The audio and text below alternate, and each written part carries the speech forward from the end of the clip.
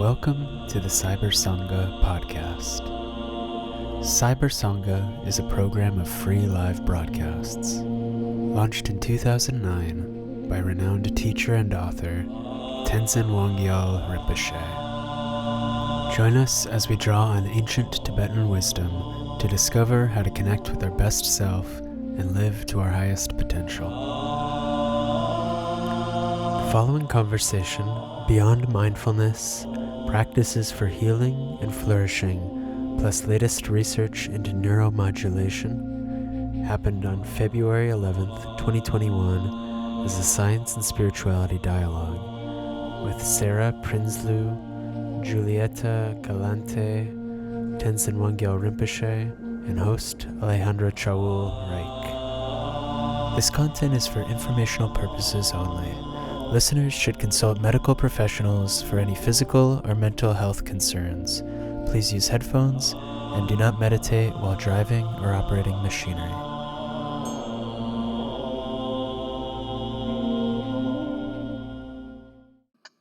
Welcome, everyone. My name is Alejandro Chaoul, and I'm delighted to be hosting another of these Cyber Sangha dialogues. Today, we'll be focusing on mind. And actually, as you saw in the title, it's Beyond Mindfulness, Practices for Healing and Flourishing, plus the latest research in neuromodulation. I'm delighted to have Dr. Sarah Prinsloo and Dr. Julieta Galante with us, together with, of course, Tenzin Wangyal Rinpoche. So I'll do a few introductions, and then we'll start. So as first of all, for those who are new for Cyber Sangha, I wanted to let you know that every month we do a full moon practice. The next one is coming up October 20th. And what we do is that we spend the whole 24 hours practicing. Now, you can join any part of that, so you don't have to stay up 24 hours. But we all get that, both the support of the full moon and the support of each other. That's why Cyber Sangha.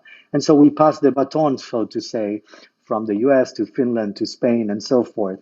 And we can do it, actually, the practices are also guided in the different languages. So hope you can join us.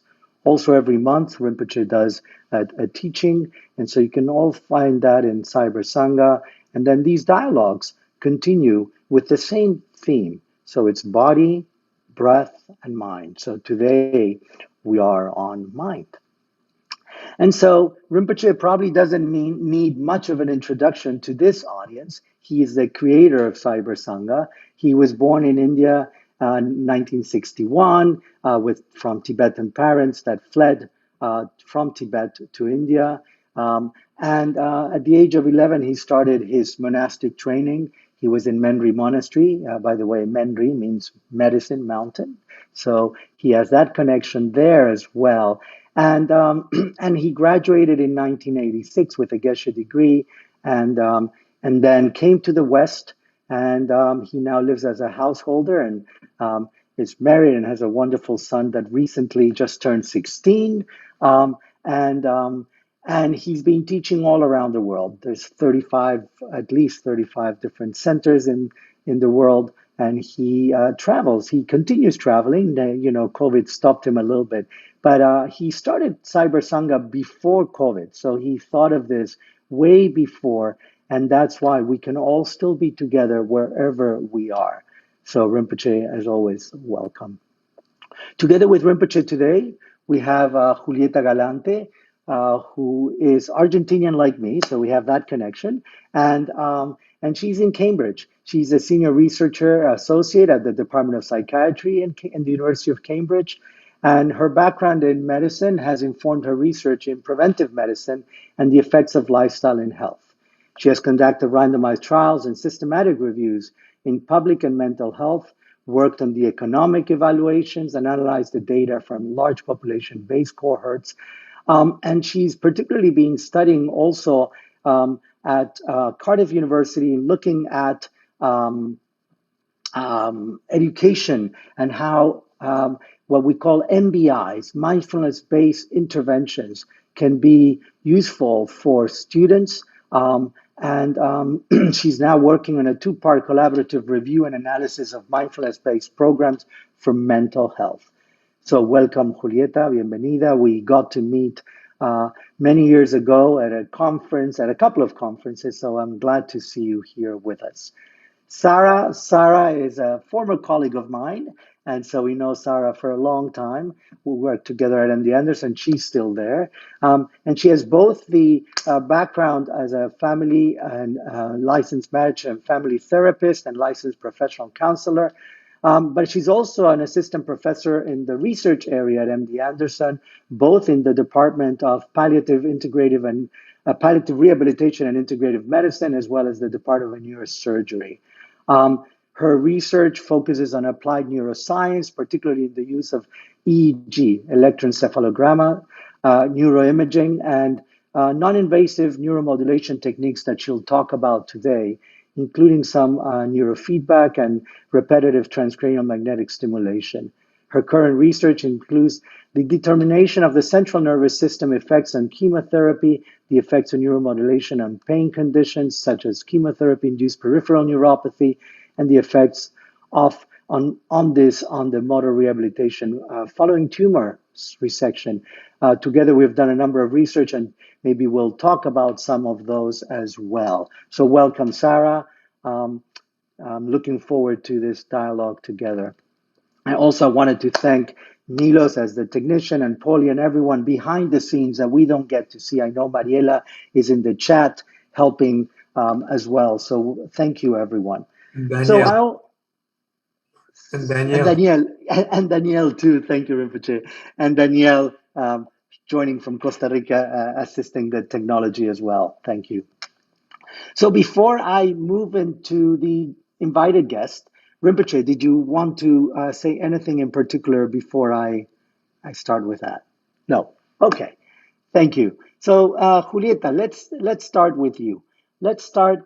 What brought you into this field? You have an MD, and then how, what brought you into an MD? What brought you maybe from Argentina to England? And what, how did you come into this direction? Yeah, thank you, Ale. Well, thank you everyone for inviting me. It's lovely to be here with you. And well, that's that question. I can cover the whole hour with that question. I'll try to be brief. So I studied medicine. I really wanted to do research, and I was fascinated with behaviors among animals. And my dad said, "No, you should study medicine because if you're interested in behaviors among humans, then study medicine. At least you also have an independent, professional degree. And then if you want to do research, you can still do research." And I ended up doing research, of course. I never treated patients really, apart from my training as a doctor. I was always fascinated by the mind. It was great to study the body as well and the connections between the two.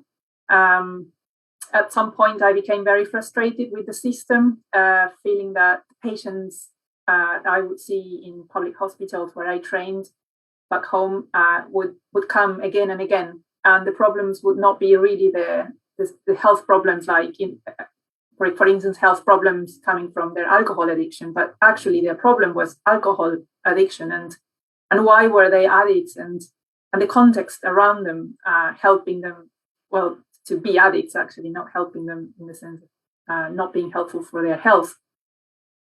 So the whole thing and how the system would treat them, would treat the symptom and would not treat the background. And those sorts of things led me to study public health really and get involved in public health research, in my mind wanting to change the system. But I also knew that, the system and the individual both need to change really. So it's been, my career, it has been a bit of a play of the two things, the system and the individual, and health and flourishing, and this thing about how do you maintain health, and furthermore, how do you actually improve health? How do you flourish?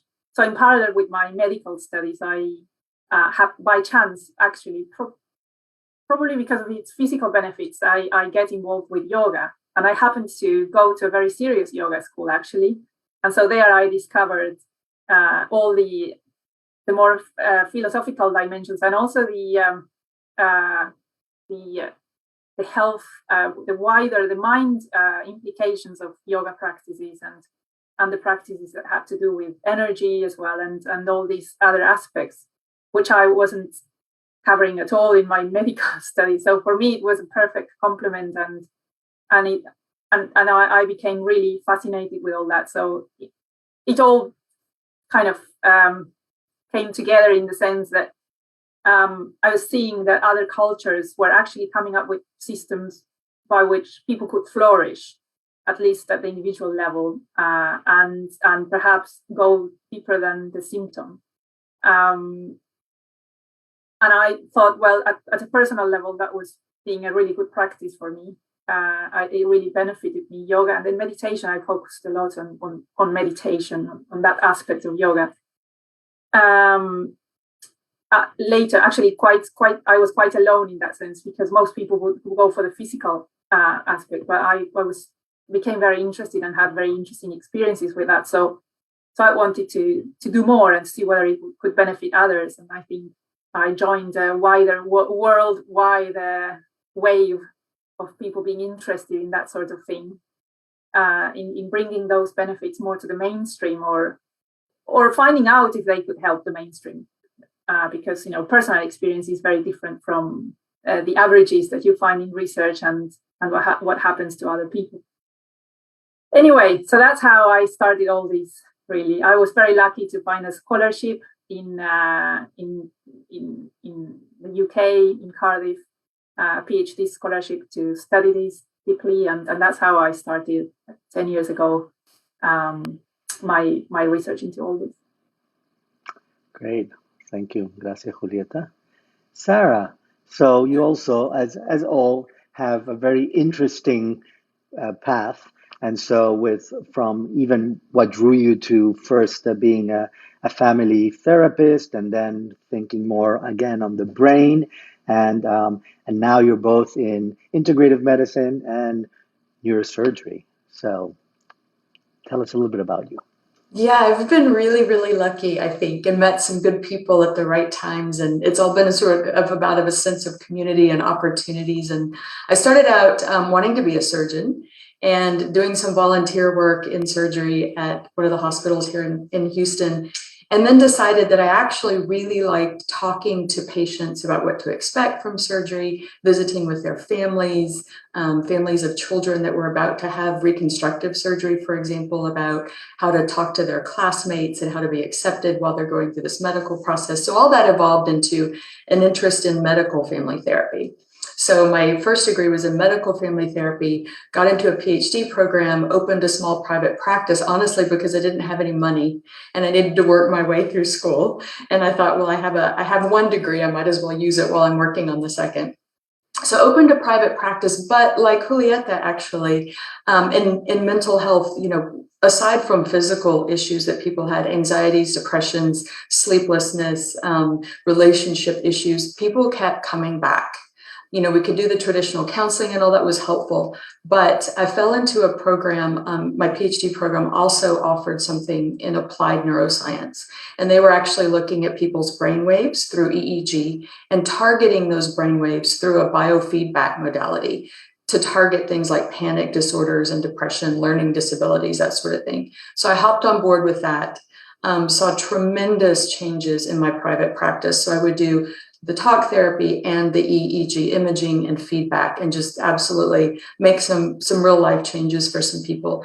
And then realized that was a select group of people that could afford cash pay. It wasn't offered by insurance companies. It's a modality that wasn't very widely known. So I went on the search in the medical community where I was very comfortable already. And I found Lorenzo Cohen online, actually, his web page at MD Anderson. And I thought, he studies all these mind-body interventions. And if somebody's going to be open-minded enough to give me a chance, it would be Lorenzo.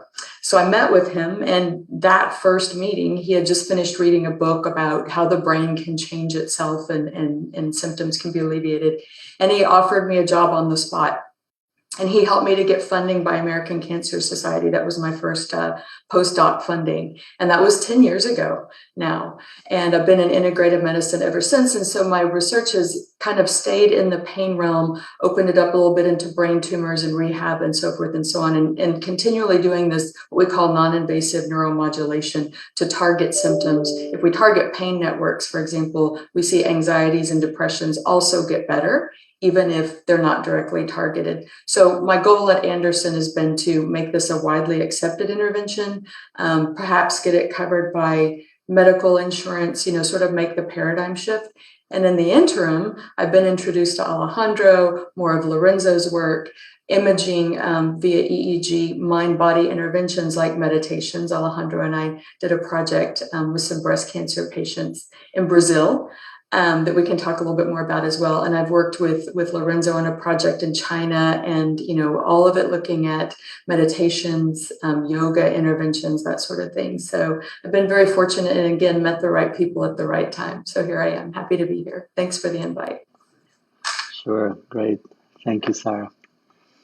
Rinpoche, did you wanted to, we know a lot about you coming into the monastery and so forth. How did you become interested and even know about mental health? Because that's not really much talked about in the monastery, as far as I understand. But you became very interested in these areas. Is that when you came to the West, or is that So if you can talk about how that became an interest, and particularly the way mindfulness is taught is different than what we do in our interventions. Yeah. So. Well, I, growing up in the monastery and getting a formal training in the monastery, obviously it's not the way we think in the West about all these different interventions and pain, depressions. And it's not trying to anybody have any doubt about if meditation helps or not. So there is research has not much of place there. So everybody kind of knows that it helps. So, but somehow in the coming in the West, it's like a more like a validation of science and data, and with the imaging and all those things. So I think for Western people, I felt like it's important to have that from that angle to look at, to basically complementing each other. The Buddhist teachings, the philosophy, meditation, yoga, and all those things. There's no question about how much it helps. The question is how it helps, what it helps, how much you need to do, who can do it, when you can do it, and so many unanswered questions. So I think that's what I think.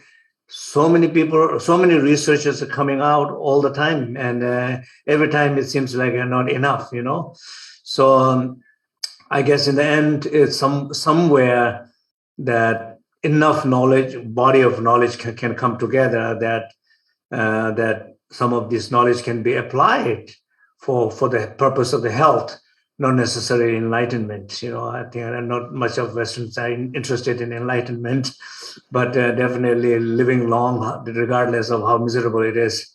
So, I guess that's important, Thank you, Rinpoche. I think they're both interested in longer and less miserable.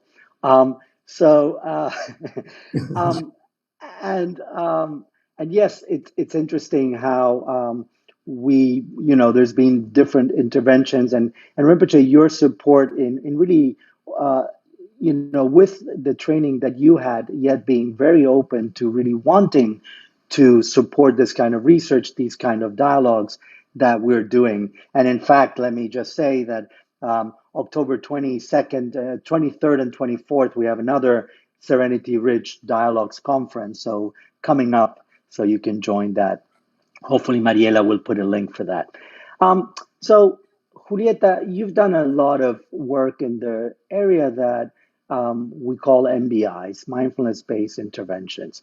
And as we were thinking about what we'll do in this dialogue is, well, what about beyond mindfulness? So, but let's start before we go beyond. What is mindfulness? What are these mindfulness-based interventions? What have you found being useful? Maybe you can mention some of your research in those areas, and then we can think of what's next. Yeah, well, the mindfulness movement sort of thing is many people think that it's like the same as meditation, but actually it's a very it's just a tiny part of it, right? It's basically what I think. I'm not an expert in like a sociologist or anything, but I think the story, as many of you may be aware, started. The name of mindfulness being used for mindfulness-based interventions started with John Kabat-Zinn, and he chose a translation of mindfulness that was quite specific, and that is the one that we still use in these interventions. And when we test them, that is the definition that we always need very concrete definitions for things in research, and so that the definition that we keep using is the one by John Kabat-Zinn that goes something like it's paying attention to the present moment on purpose, non-judgmentally, something like that. I may be forgetting something, but that's in general. So I'm very aware that there are many other definitions, and this is a hot topic. And even within the mindfulness-based interventions, there are people who use different definitions, which makes it very confusing. But in research, many times we just need some sort of linearity. We just need some consensus. Okay, let's work with this definition and let's see where it takes us. Write this definition for this outcome, and then we go there. And then if you use a different definition and a different practice, then you go down a different rabbit hole in terms of proving that demonstrating that it works and for what and how long, how much, like in the future does it still work. So the MBIs basically started with this definition of mindfulness and with a very concrete program, which was John Kabat-Zinn decided that it was going to be 8 weeks, a weekly session of about 2 hours, and then a regular meditation that I think he talks about 40 minutes at home, and then a recommendation to keep on practicing, but that's it. So it's a very short-term program in the sense that traditional meditation, as far as I'm aware, usually doesn't go like that, doesn't go like an 8-week package. But this is what really ignited a field. There's a very interesting book about how all this was ignited, because also I can't remember at the moment the author, Kuzinskas, I think Jamie Kuzinskas, The Mindful Elite. And this book is interesting in that it tells a story of that, how mindfulness became such a big thing in the West. And it has to do with not just this packaging of it, and it was a very secular looking, at least superficially, very secular looking package, although John Kabat-Zinn acknowledges this comes from mostly Buddhist traditions and a mix of them.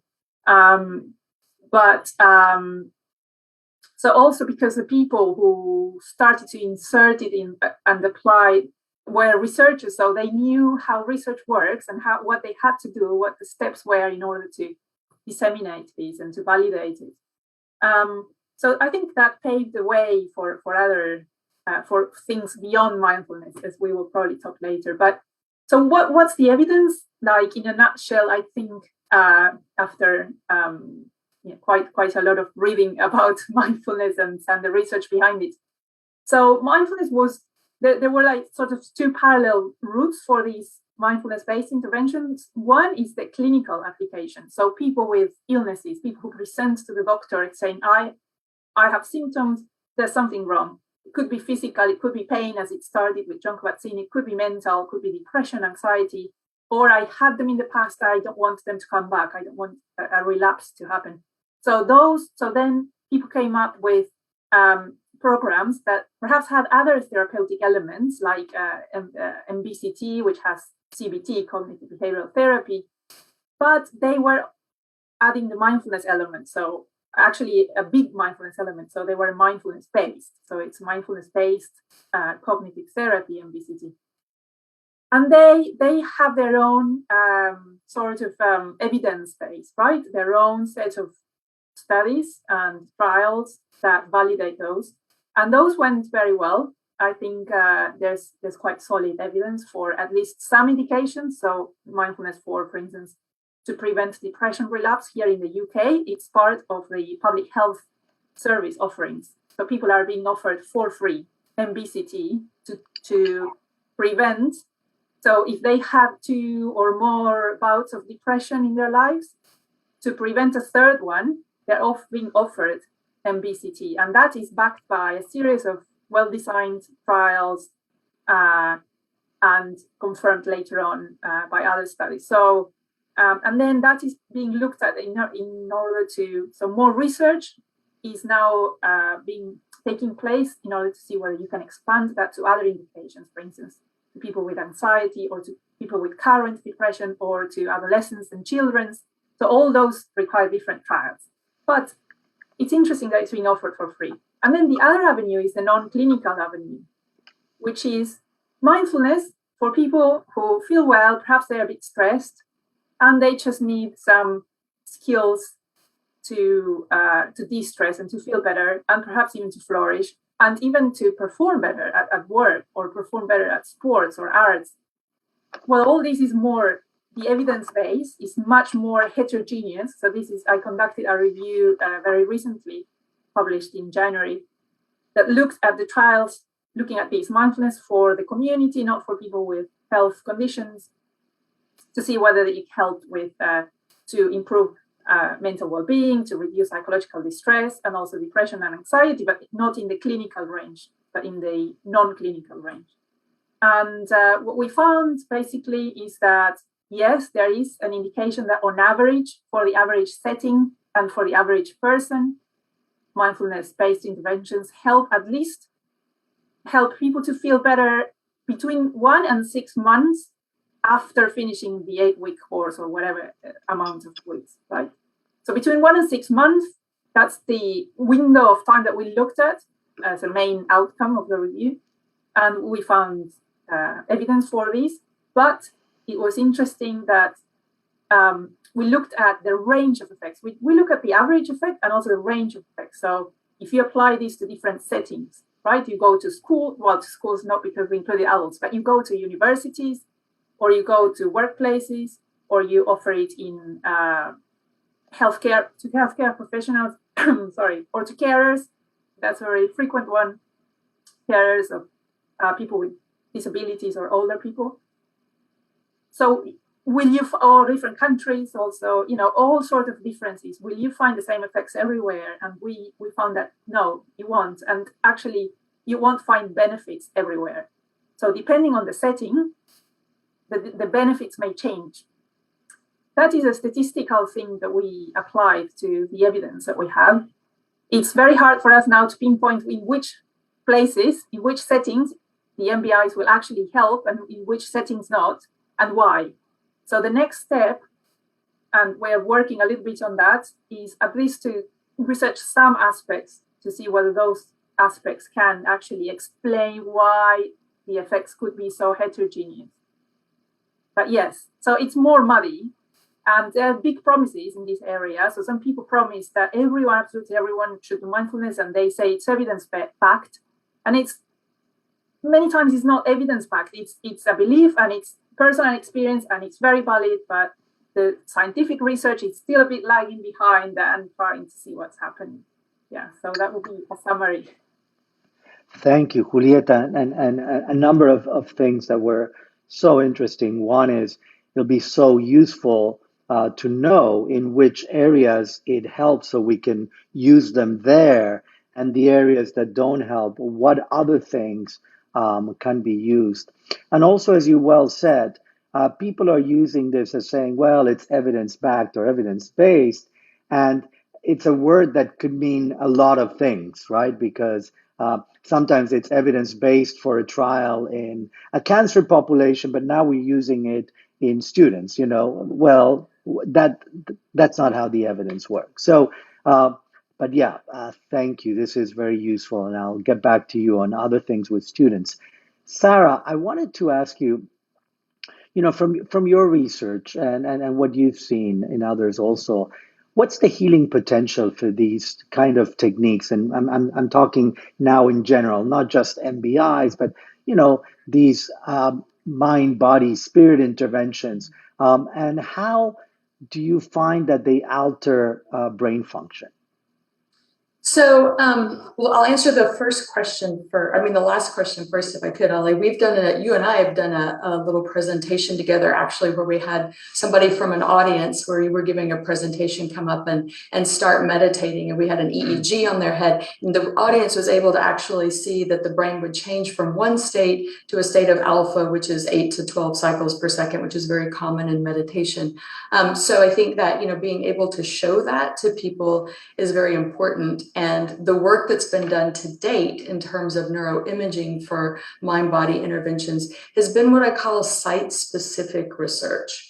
So we've typically said, if you are going to do one type of meditation, this one area of the brain will light up. And potentially, if you have a problem in that area of the brain, does need to become more active, and then therefore you would receive benefit. The same is true in pain research, where we're doing these different interventions to target pain syndromes.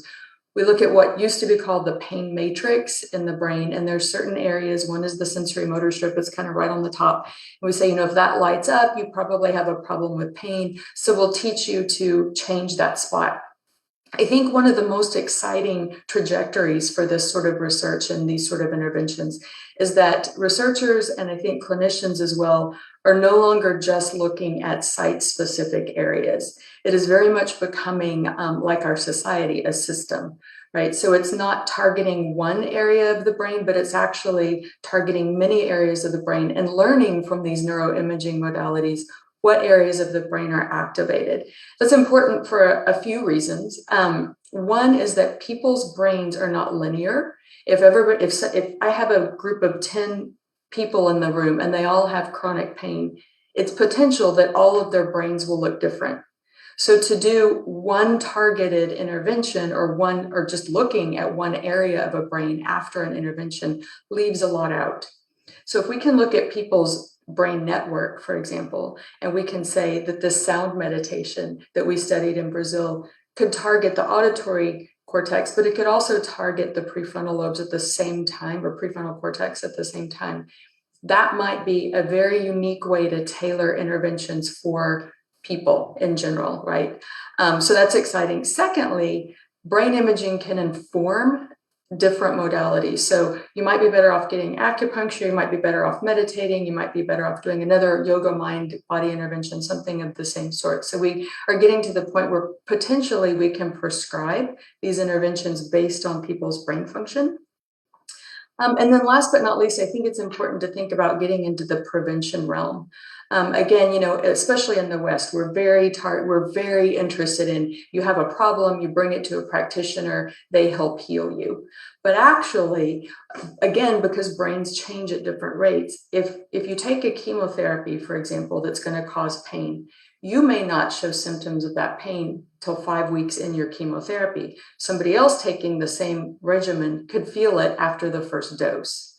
So if we can see what's happening in these different brains and maybe even make the brain a little bit stronger with things like meditations and yoga and so forth, we can strengthen the networks that we know are going to be affected. Then when that person goes through their intervention, they might not develop the symptom or the magnitude of the symptom. So I think that's an exciting trajectory for what we know. I think was important research to do, but then further taking it forward, we've got to sort of expand our horizons, if you will, in terms of the way that we think about the brain and the body, that it is actually a system and it is not just a singular intervention to fix everything. It's more of a prevention model, I think. Thank you. Yeah, that's really important, because both the idea of not having just one intervention, but noticing what are the different interventions, noting the brain signatures in the different ones, and also, as you said, starting to use them as prevention. That will be really, really important on that. Rinpoche, did you want to ask any of them or both some questions on this? Yeah, so as our conversation discussion here, beyond mindful, And so, as Juliet said, the definition of John Kabat-Zinn's very known, that most people are kind of very well known in the West. So, but when you think about the beyond mindfulness, or even the definition of mindfulness, just kind of more, at least correct me if I'm wrong here. So the mindfulness here is more really practices based on concentration, shine, calm abiding, right? So my understanding, that's what you can say in different ways, but that's the base of it. But then when you think about meditation beyond mindfulness, I think it's a very interesting concept. It's very interesting, and as far as I've been listening quite a bit here and then, I have not heard much about that discussion about what actually that beyond mindful is, and why it is important, why we need to kind of go beyond only mindful or focusing on object or something. So, I mean, in some sense, that's been my main interest. I think many things in tradition, whatever we teach breathing, we teach yoga, we teach different visualization. Somehow, in the end of that different meditation, what you're trying to do is you're trying to calm your mind, settle your mind, rest your mind. So, in some sense, I think the idea of someone is focusing on something. Someone is focusing on something because someone is restless. Someone is not able to be a moment of quiet, not moment of stillness or moment of just staying open. Someone is not able to do that. And that someone is us. And that someone, when it exaggerates these activities of the mental activity where disturbances of the health arises, the sickness arises, and the stress arises, disconnections arises. So, but when you do the mindful, it's somehow you're focusing on to just calm it down. You're not trying to go beyond it. You're trying to calm it down. So an idea of beyond mindful will be not only calm it down, but go beyond. Beyond means, in a way, in our Buddhist tradition, we would call it like self-realization, insight. So that part doesn't look like any particular, researches or anything like that part, right? Because it's not how you say, you can stay away from alcohol and cigarettes. But alcohol and cigarette is not a problem for who are addicted to these. This problem is the smoker, the alcoholic person, not the alcohol. Alcoholic can always find alcohol as long as you're not getting rid of alcoholic person. The person is the identity. It's something where if we address more of the identity, then you are going beyond the mindful. If you're not addressing the identity, then you're always staying within the mindful. You're just basically controlling the identity for temporary, right? So I'm just curious about if both of you have anything to say about that. Yeah, Julieta? well, I can start. I think you raised excellent points and ideas. Yeah, as I said, these mindfulness-based interventions are, I think, targeted at people who have no training whatsoever in meditation, or they don't even probably know any of the frameworks that contemplative traditions have. So I think, yes, I agree. I think most of the practices are calming the mind. They do a bit of yoga in the MBSR course. They really do concentration practices on objects on their own body, and there is just the beginning of some sort of insight meditation practices, some sort of open monitoring, a little bit of Shikantaza, I think, was also an influence. So Zen traditions were influencing a little bit the beginning of the MBIs, but it's just so tiny that, as you say, I think it's more the calming element, and I think this hit a nerve in the West because it is what people are seeking. Now, if you tell people to continue practicing, probably that may develop, right? But there is no framework for that. So one of my interests, and there's a paper coming up, hopefully, that I wrote with other people talking about this exactly. So if you tell people to continue meditating and you give them a set of practices, most of them will be concentration-based, but others will be insight, or will be more open monitoring and questioning perhaps even some elements, some aspects of the self. If you are your thoughts or you are not your thoughts, for instance, this is very typical in MBCT. So what happens with those people? So the problem here is they're in the West, most people we know because of follow-up studies that most people actually don't meditate after doing the 8-week courses. They do informal mindfulness exercises, so they do their activities mindfully, but very few. Well, not very few, a percentage, which is not very clear yet which percentage, but they only perhaps less than half will practice meditation, but they do. But if you teach millions, you will end up with thousands that will practice continuously, and they may encounter other effects of that meditation process. The problem is they don't have guidance because they lack a teacher. They always lack with these MBIs a personalized teacher, because usually you have one teacher per in clinical courses, you have a teacher per perhaps 5 or 10 students, but in non-clinical courses, which are the most popular ones, you have a teacher per 30 people. So the teacher never gets to know the person. And then the course ends and the person loses contact with the teacher.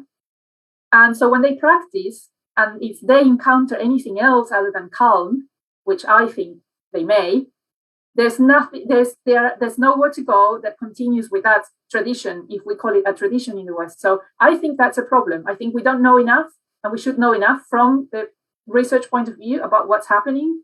And probably we will encounter, because if you don't search, you don't find, right? We're not searching for what happens after the 8-week courses with people, what experiences they have and what meditations they do. I think if we start looking, we will find progressions, hopefully for the good, hopefully towards self-realization, which we will probably need to rephrase that for research in the West. We will probably still be thinking in mental health terms, but we can think about the positive end of mental health, and we can think of functioning, for instance. That will be a form of looking at self-realization. How's your functioning in the world? But we need to look at those longer term outcomes with mindfulness practice, and perhaps we need to rethink how these people are being supported through that, and what practices they need to begin in order to ignite those other things. We may also find some people who practice without supervision and may not end up in the right place, because that can also happen according to many traditions, right? So I think all that is really something that needs to start from the research point of view. Thank you, Julieta, and a couple of things that I think are important, as you said, the continuous guidance, and what we've seen in our research too is that when people stop practicing, all those levels of things that they gain through the practice, they also fall. The other point that you made very well is, well, what about, as Rinpoche was saying, what's next, right? And I know in this field, the word flourishing is now kind of encompassing all these things. I don't know that they talk about enlightenment and flourishing, but all the things that are beyond just being calm. And on the other hand, we have research showing that some people are having difficult times even though on the practice itself. So, and I know you've done some research in that. So I want to come back to those topics with you, but I want to let Sarah jump in here. Yes, thank you. So again, I agree with Julieta, and I think particularly in the West, we have this ideology about we have a problem, we take a pill, it gets better, and we go on. And some people have dinged that the McDonald's syndrome, right? You have a problem, you drive through, you get fixed, and you come out the other end, and you're just better. And we also know, because of research, that these things are not sustainable over time. You know, people do gym memberships in January and they quit by March, and it's just somehow getting, particularly Western cultures, I think, now to buy into that and to buy into long-term change and augmenting what they've learned and get them to keep improving. And I always sort of err toward the side of technology, especially because I think, you know, that's so prolific in our lives. We all have phones that are accessible to most of us, and computers and things like that. And also thinking about the younger generations coming up, and it is a lot of their life is technology based. And I know, Alejandro, you and I have talked about at one point at Anderson, even having a technology that can augment what they're doing in these mind-body practices. So wouldn't it be nice if we had a feedback technology, for example, that when somebody is in meditation and they do have those 8 to 12 cycles per second, that somehow that is reinforced electronically, for example, so that not only do they get the gain from it, but they get more of a boost, I guess, in terms of mind change or brain change, because we do see, like I said before, people's brains change at different rates with different interventions or pathologies. So to somehow catch what the brain is doing well, help it do that even better. And maybe, you know, that would be a way to sustain practice over time as well, is that they would have a person accessible, but then also potentially something on their phone where they could tune in and get that really good feeling and that focus augmented a bit. So I think there's a lot of exciting things that we could think about and utilize kind of where society is going to improve adherence to these things. Thank you. Yeah, no, I think I love that. I'm not sure that Lorenzo will agree that McDonald's is a quick fix, but other than that, hopefully he's not listening to that comment today. Yeah. By the way, for the audience, both Sarah and I worked with Lorenzo for many years. So, and Rinpoche knows him well as well. So, Rinpoche, did you want to jump in here and think about particularly? Are we thinking the aspects of enhancing meditation? You know, we have actually in the Tibetan tradition sometimes that we call Bogdön, right? This aspect of enhancing practices. We don't do it with technology, or I guess we do it with mind technology or practice technology, sometimes including body posture, sometimes including deeper breathings and so forth. But there is this sense that there is kind of, as Rinpoche was saying earlier, beyond mindfulness. It's, this is in a way just the beginning, being able to calm your mind, it's the beginning. So now you can use it into different things. Now you can enhance it. So, Rinpoche, did you want to say a few things on those? You're muted. Yeah, maybe before I say anything, maybe Sarah can talk a little bit about the sound meditation and effect thing. No, I think that would be nice. Sure. Yeah, so particularly that study that we did in Brazil, where we had... Remember, we did it both here and Brazil. We did it both. Yeah, that's true. We did here we and had then 2 Brazil. cohorts. Yeah, absolutely. So not only can we see brain changes in people that do the sound meditation, it was specifically the sound meditation. And we could see brain changes, but more than that, the results showed that anxiety decreased, cognitive function came online, things that are affected when people potentially, or when people go through chemotherapies. And so that was an exciting finding. And I think, Ali, you published those results a long time ago, didn't you? We published them in 2013, I believe. It's it's in Psych-Oncology. And just to give people also some nice notch is that the practice that you started with this today, that we start with in all Cyber Sangha, the Aum Hung, that's part of what we did. And this was specifically for a woman with breast cancer undergoing chemotherapy, that after that they found that they had what we call chemo brain, some people call chemo fog. And what was interesting is those that they were doing this Aum Hung practice that started with some breathings and then the 3 sounds. that they were able to improve, as Sarah was saying, speed cognitive function, improve short-term memory.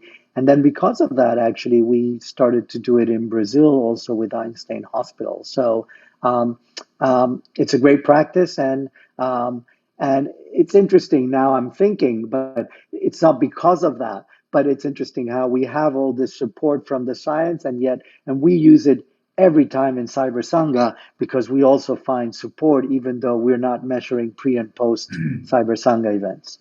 Yeah, so we like all the Cyber Sangha members here, everybody who are following this Facebook and practicing, every time we use the mantra, singing right in the beginning with the flute. And everybody knows, many people are following the teaching. Everybody knows the Tibetan Healing Sound book, the Aum Hung practice. So the question to Sarah is here, generally when people talk about every research they do, they come up with a very general kind of outcome, greater cognitive things, short-term improvement in memory, or less stress, or all benefit of good health. Doesn't sound like a little bit very convincing for me. Like I would like to see a little bit more specific from the both terms. Like for example, in terms of the practice. So when you did the research, it could be just the benefit of listening to the sound, like we're listening to the music. Right, or it could be what I hope, or at least what I would like to find a little bit more, would be more like when you sing the sound ah in the brain area, the vibrating the sound at the brain area, not anywhere, or just the sound. Or when you sing the om, it's vibrating specifically, bringing that energy under the throat. And actually, when you're singing it, your mind is focused here. The energy is focused here. You're feeling it there. Your emotions are there.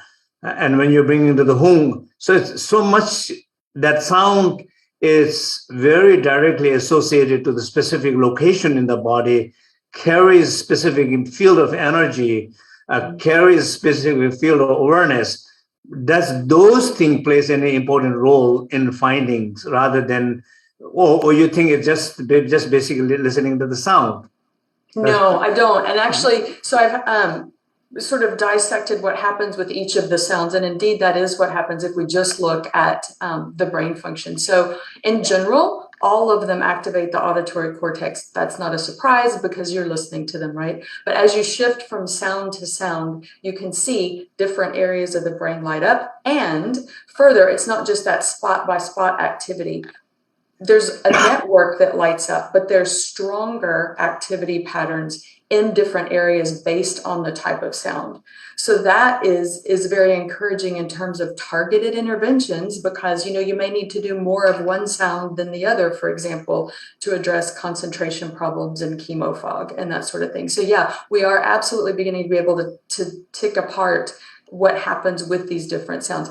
Tied to the body, it's a little bit more difficult to trace those patterns. But I think a good first step is absolutely transitioning from one sound to the next, looking at the things that are particular to that sound, and also keeping in mind that there's a systemic link between all of them. So they do all have the auditory mechanism, but it is very different based on the sound. So I think I also wanted, sorry, Rinpoche, I wanted to add one thing, and I wanted to see if that was important, because when we instructed them, we also included an instruction on what's the task for each sound.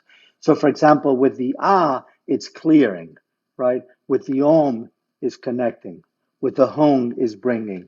So when they were doing the sound, they had that instruction as well. And I wonder if that played any effect on those changes. Yeah, in principle, I'm not saying that's how it is.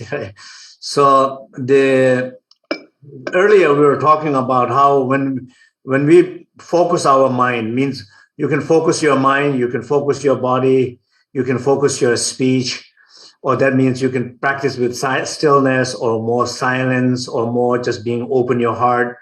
You can practice different things. Reason is because when we mess up our life, Sometimes we mess up with our body, lack of awareness in our body. We don't have a good relationship with our body. Our body does not support into our practices or spiritual development, personal transformation. Or some people, it's not so much a body. The moment they talk, they open their mouth, they create problem. So it's the speech what their problem is. And every time when they interfere with their life, at job, in relationship, anywhere is their mouth when they talk. So that means for these people, some people definitely their focus mindfulness should be more on the speech, not on the body, or others they should be more on their emotions, not on their body. So I think the focus part is different for different people. Therefore, when you bring even the practice of sound awareness, when you're focusing on a different location, should have different effect because of that. That's, I think, just a comment here. Thank you, Rinpoche. So let's go back to Julieta. I wanted to, particularly I know you work with students, and I think it's such an important part of our society, right? I mean, and you mentioned two things in the last part. One is kind of the possible hindrances of these practices, but also the possibility of going beyond and flourishing. Could you talk a little bit about that research and these two aspects, if that makes sense? Yeah, sure. So yes, we ran a trial here with the Cambridge University students, which the university started to offer one MBI to them regularly, to quite a big offer. So they would have capacity to train over like 150 students per term. So what we did was to kind of overlap or piggyback a trial to see what happens with those students. And we ran this trial where we would randomize them to receiving the mindfulness intervention or to waiting for a year. And we tested what happened for those receiving the mindfulness intervention during the exam term when they were getting ready for revising for exams, which is the most stressful time for students. And here, the students at Cambridge, you may know, they're particularly obsessed, or they're very good. They come from all over the world, and it's very hard to get into Cambridge, so they're really good. So they get really stressed when the exam term comes up.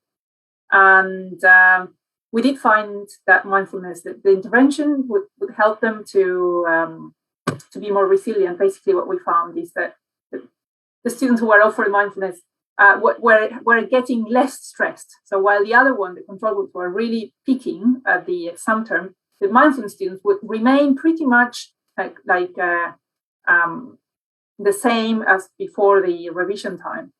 So this was very encouraging, and this actually the authorities in the university decided to offer mindfulness on a long-term basis, to fund the courses on a long-term basis because of this trial. So that's an example of how research can actually help with implementing this sort of thing. We did a 1-year follow-up measures to see what happened after 1 year, and we would still see a benefit, even for students who stopped practicing meditation after doing the course, they still would benefit from having done it.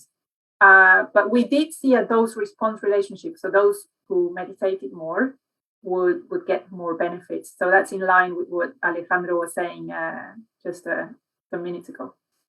And then the hindrances, well, there are two types basically, or perhaps there are many types, but I can think of two.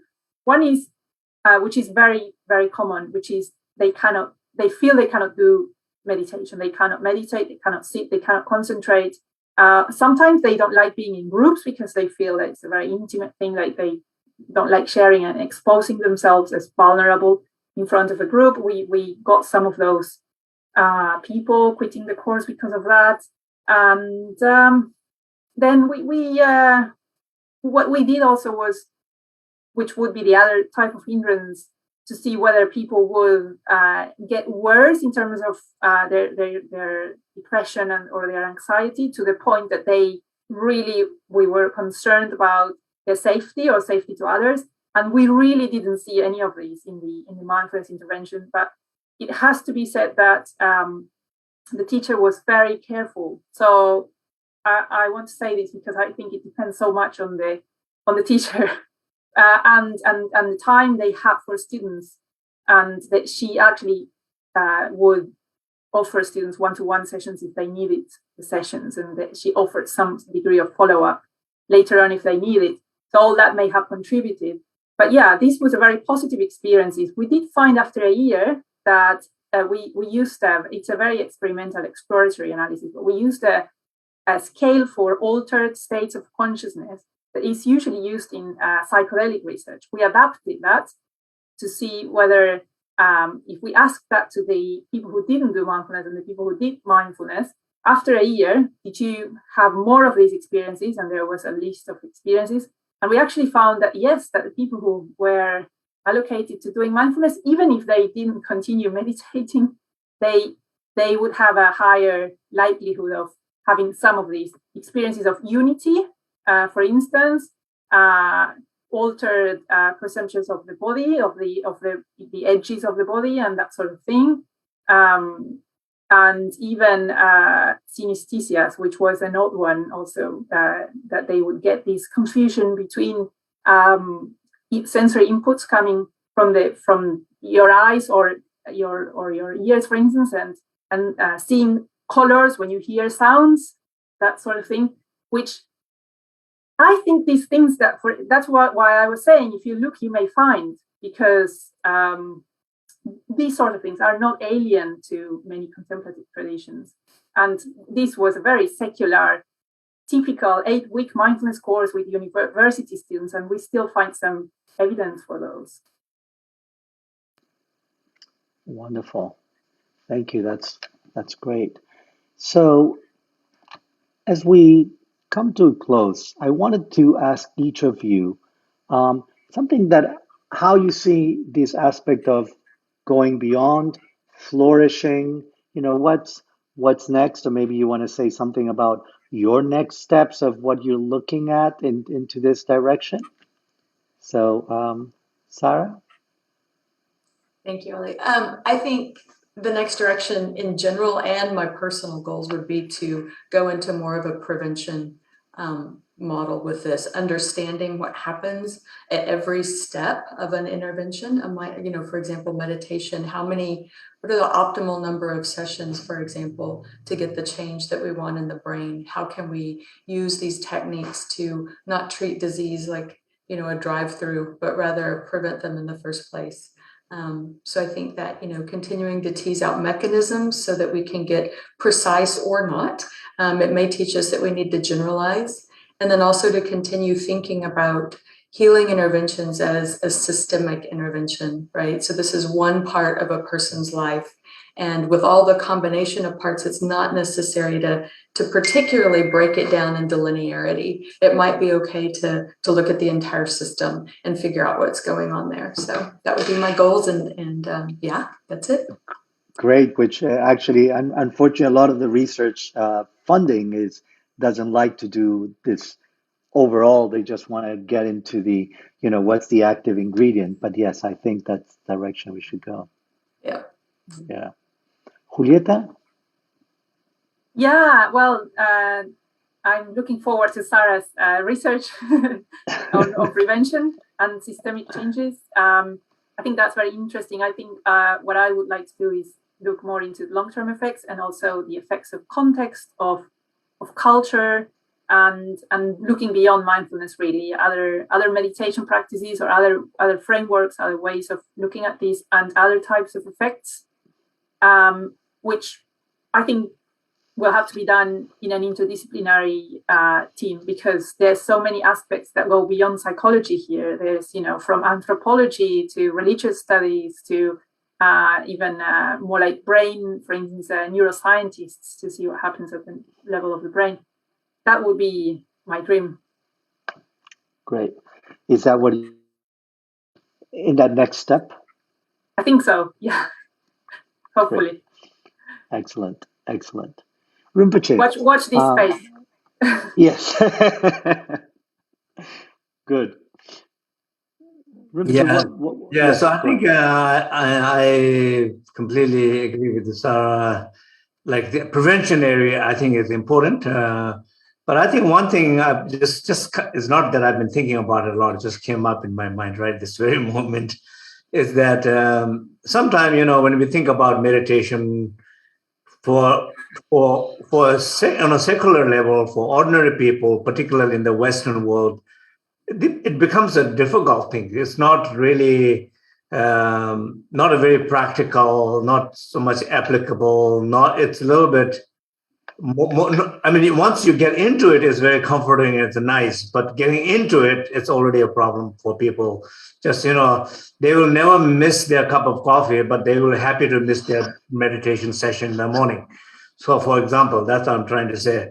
But I think sometimes maybe it will be useful to think about specific meditations. Like there are many different meditations, and these specific meditation might have very specific effects, like calming down, like feeling more secure, feeling more comfort, or So I think some of these experiences, actually, when you think about the activity in the brain, when you meet your mother, children meets the mother, or when the couple meeting each other, or when close friends, after not seeing each other, are able to, after a pandemic, after 6 months later, you're able to see your best friend for a cup of coffee.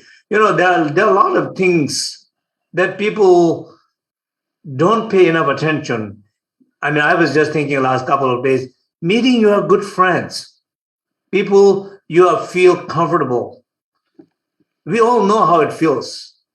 And it's like a meditation. But why don't we do that? Or why don't we do enough? I think if people are taught saying, you got to meet once a week, reconnect with the people you love, people who have been nice to you, kind to you, people who you're grateful. Don't forget them. Somehow, ordinary experiences where same meditation effects is coming, which they're more likely to listening, meeting their friends than sitting for half an hour without talking. They will be more likely talking with a friend half an hour, telling their problems. Only friend who will listen to it.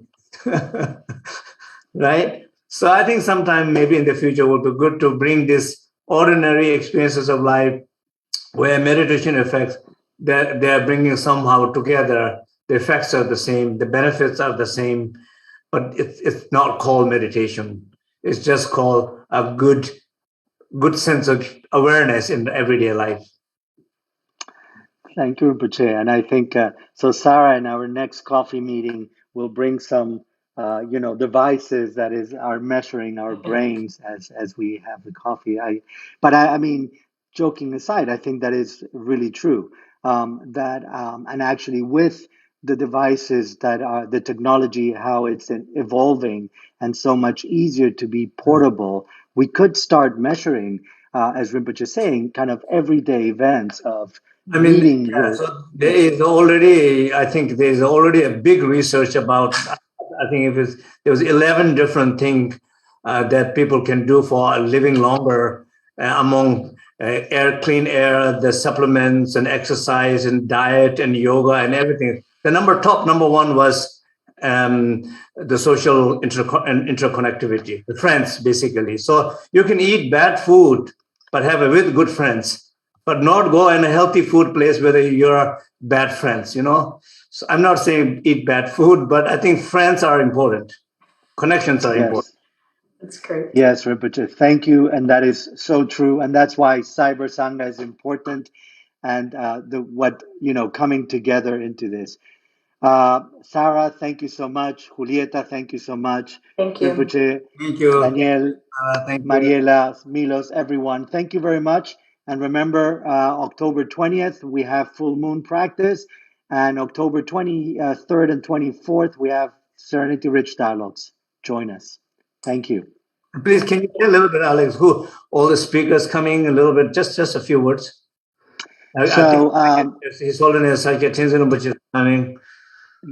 yes, so the conference will start. Actually, we'll start with a meditation and Tibetan yoga. Then we'll go into a keynote where Rinpoche will be together with His Holiness Sakya Tenzin and Alan Wallace, and then we'll have panels of body, speech, breath, and mind. In the body one, we have Eve Ekman and Sultra Malione talking about the feeding your demons practice. In the breath one, we have Julian Tyre and Cindy Lee talking about practices not only of breath, but how they get into the vagus nerve and other aspects of health as well. In the mind, we have Ken Peller and Michael Sheehy talking about dream practice and how that can help in the mind. And with each one, we also have a body practice, a breath practice, and a mind practice. So hope all of you join us, and it's free. So join us, and we'll see you there. Again, thanks everyone. Thank you, Rinpoche, for being the space for Cyber Sangha to be held. Thank you. Guys. Thank you. Thank you for listening to the Cyber Sangha podcast. If you'd like to learn more about Cyber Sangha, visit us online at cybersangha.net.